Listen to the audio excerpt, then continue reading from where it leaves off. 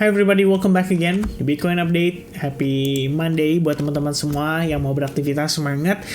Di update ini kita bakal suguhkan pembahasan tentang Bitcoin, terutama dari segi time frame weekly, karena memang midterm ke long term ini kan menarik ya untuk dibahas. Banyak orang percaya bahwa bull ya di sisa waktu setahun ini. Nah teman-teman perlu diingat ya, bulan Mei, terutama awal bulan May Day, itu dipercaya sebenarnya memberikan dampak sentimen yang cenderung negatif buat market.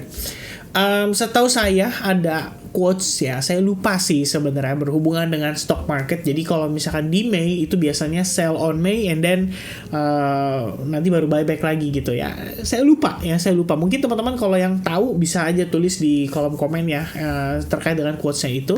But then I think itu bisa mempengaruhi Bitcoin juga, I guess ya, menjelang mendekati Mei, karena memang kalau kita cek lagi sekarang udah tinggal countdown aja ya, ibaratnya menjelang FOMC meeting minutes, atau lebih tepatnya FOMC statement next month, yaitu di bulan Mei, dan perkiraan itu kalau nggak salah di tanggal 3 Mei. Dan so far angkanya 98% guarantee naik ya, 0,25%. Sekali lagi kenaikan suku bunga, dan setelah itu The Fed dipercaya akan mempertahankan di angka yang sama. Jadi nggak akan ada kenaikan suku bunga, tapi juga tidak diturunkan, cuman angkanya akan sama. Dan ini so far bagus buat kripto. But satu kali kenaikan di awal bulan Mei ini bertepatan dengan yang tadi saya sebutkan, May Day.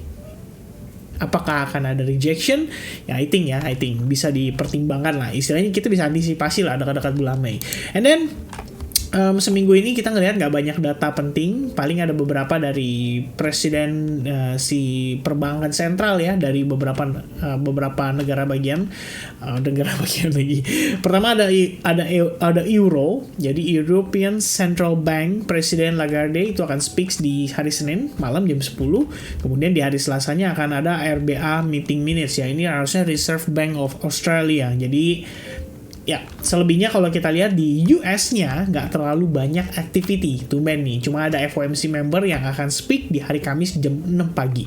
Dan selebihnya ya data-data aja, kayak initial jobless claim, kemudian ada PMI di hari Jumatnya. Menurut saya sih lebih penting PMI sih di hari Jumat. Tapi ya seperti yang kita tahu ya, untuk posisi saat ini initial jobless claim, semua yang berhubungan dengan employment itu akan ada pengaruh terhadap keputusan daripada The Fed sendiri. Tapi saya rasa dengan angka ini harusnya udah wajar ya, bukan wajar sih, istilahnya udah konkret nih, kayaknya udahlah, dia nggak akan gonta-ganti lagi gitu ya. Dengan CPI yang terakhir bagus, harusnya ini udah cukup menguatkan lah ya, bahwa keputusan The Fed adalah keputusan yang tepat untuk sekali lagi kenaikan suku bunga and then steady. Alright, and then guys, kita bakal masuk ke dalam pembahasan Bitcoin time frame weekly. Jadi sebenarnya kalau kalian cek saya punya playlist ya, saya kan punya playlist yang Bitcoin roadmap, dan pembahasannya itu masih sama. Jadi chart yang saya pakai masih sama ya, ini ngebahas tentang bagaimana potential target bottom, dan sejauh ini dengan bagaimana kita ngelihat di MACD menunjukkan terutama untuk yang time frame 2 minggu ya, menunjukkan bahwa MACD-nya masih dalam keadaan positif banget semenjak bull cross yang kita dibahas di YouTube channel ini juga. So far sampai sekarang masih cukup bagus. Cuman memang kalau kita lihat nih, ini adalah area resistance yang sangat penting ya bagi Bitcoin, dan saya rasa nggak akan semudah itu untuk dia langsung break dalam sekali hajar. Mungkin teman-teman, kita ngelihat bulan April adalah bulan terakhir untuk hijaunya. Mungkin ya, ini saya hanya berasumsi aja, karena sebetulnya kalau saya pikir sih, seandainya ini memang based on Elliott Wave ya, yang saya gunakan juga, wave count-nya 1, 2, 3, 4, dan supposed to be ada one more push, dan itu mungkin bisa sampai 90.000 or even $100.000 untuk proyeksi targetnya mid to long term. But I think after halving, nggak sekarang ya, itu cuman perkiraan aja, dan probably prosesnya akan seperti ini. Jadi ini adalah satu wave penguatan in total, and then nanti kita masuk proses pullback nih. Mungkin pullbacknya bisa aja testing ke SMA 200, bisa aja testing ke level resistance sebelumnya di 24.700-an ya. Ini saya nggak bilang angkanya akan sampai ke sana, tapi ya kita coba lihat untuk historical data ya, angka-angkanya di berapa aja, maybe 25.000, and then baru kita ongoing ke 3, 4, dan 5.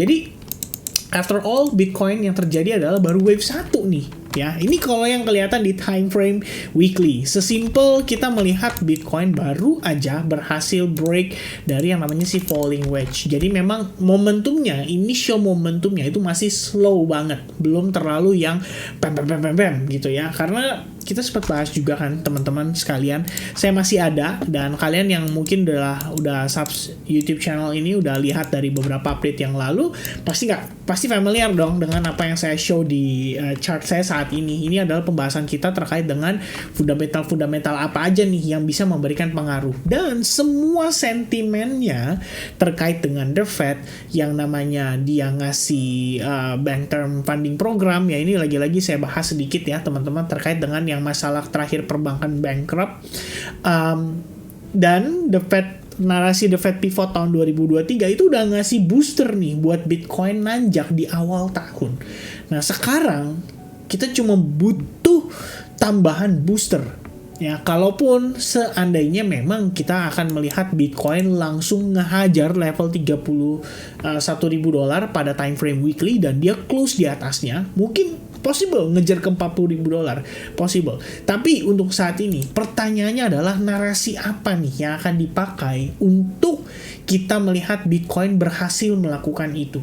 Karena sejauh yang saya lihat semua impact daripada sentimen ini itu sudah masuk. Jadi ibaratnya orang bilang priced in guys ya. Jadi sudah priced in reaction pasar terhadap dengan sentimen-sentimen dan fundamental yang dipercaya akan terjadi di tahun 2023 itu mereka sudah ambil langkah di depan. Nah berikutnya tinggal pertanyaannya adalah kalau memang kita pengen ngelihat Bitcoin ngehajar sampai ke 40.000, kira-kira narasinya apa? Apa yang akan dipakai? Dan tidak bisa dipungkiri semua pump yang terjadi ataupun dump yang terjadi sejauh ini ya sepanjang tahun 2023 semua ada sangkut pautnya sama The Fed.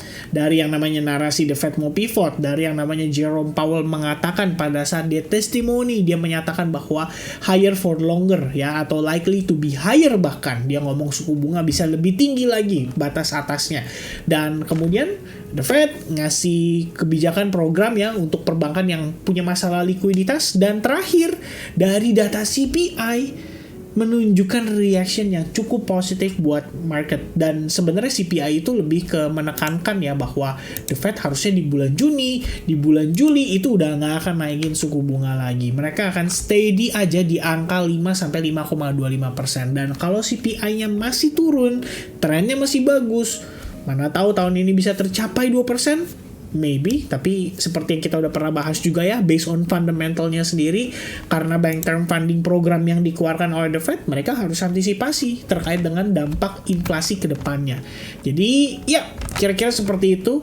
Dan yang perlu di take note, paling penting menurut saya saat ini adalah SNR yang akan dites. Kalaupun kita terkoreksi nih, let's say teman-teman, worst case, masuk bulan Mei awal, ternyata koreksi berlangsung, kita nggak perlu khawatir, karena pada intinya kalau kita lihat pergerakan ini ya sejauh mata memandang sih ya, kalau menurut saya sih pullback yang terjadi pun akan hanya untuk higher low-nya aja before dia pump lagi. Jadi kalau misalkan dia create higher low, tujuannya cuma satu, adalah menjemput lebih banyak likuiditas ya. Kalau misalnya kita ngomongin bigger players, big fish, mereka pasti pengen belinya pada saat harga diskon. So, mereka bakal tunggu sampai dapat diskonnya itu. Oke? Itu sekiranya apa yang saya mungkin sedang pikirkan untuk posisi Bitcoin saat ini. Mungkin lebih ke arah kepada kita punya kesempatan lagi nih teman-teman untuk serok lagi lebih banyak. Kalau misalkan kalian merasa ya ada yang ketinggalan, wah ini gue kayak ketinggalan nih, sebenarnya masih punya opportunity. Itu bisa dipertimbangkan. Anyway teman-teman, sorry banget ya karena kelihatannya ini sudah sudah saatnya sahur ya berarti ya. Bukan saatnya sahur sih, sudah selesai waktu sahurnya karena ada azan juga. Mungkin sebentar lagi saya akan mengakhiri ya dari video ini. Terakhir dari saya, note penting untuk time frame hourly dan 15 menit ya, kita ngelihat memang progresnya masih sideways aja. Dia belum ada aktivitas semenjak hari Sabtu kemarin. Jadi ya teman-teman pay attention aja terhadap opening di hari Senin, bakal ada fluktuasi mungkin di jam 7, mungkin di jam 6. Just be safe on your trade, dan ya I'll see you guys again in the next update. Thank you so much buat yang udah nonton, semoga video ini bisa memberikan manfaat buat teman-teman sekalian. God bless everyone, cheers guys, bye bye.